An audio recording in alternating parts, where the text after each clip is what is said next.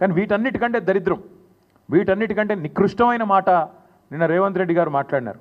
ఇది పేపర్లో రిపోర్ట్ అయింది, దాని ప్రకారమే నేను మాట్లాడుతూ ఉన్నా. తెలంగాణ కాకుండా ఉమ్మడి ఆంధ్రప్రదేశ్లోనే బాగుండే ప్రభుత్వ ఉద్యోగులకనే ఒక నికృష్టమైన భావదారిద్రపు మాట తెలంగాణ ముఖ్యమంత్రి మాట్లాడడం అనేది ఇది నిజంగా కూడా తెలంగాణ ఆత్మగౌరవాన్ని కించపరచడమే. అసలు నీకు సిగ్గుందా? ఉద్యమంలో ఎన్నడూ రాలేదు కనీసం కలిసి, ఇవాళ సిగ్గు లేకుండా ఆ ముఖ్యమంత్రి పదవిలో కూర్చొని కూడా ఈ భావదారిద్రపు మాట మాట్లాడడానికి ఒక తెలంగాణ బిడ్డవు కదా, కనీసం రేషమని ఉండాలి కదా.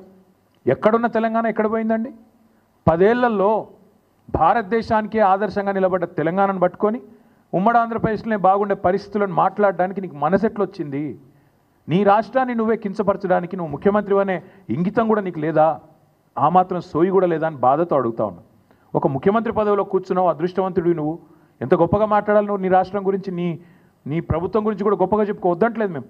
కానీ రాష్ట్రాన్ని చిన్నగా చేసి చూపెట్టడం అనే దౌర్భాగ్యం అనేది అయితే ఉందో నిజంగా కూడా బాధాకరం. ఇంకా దారుణం ఏంటంటే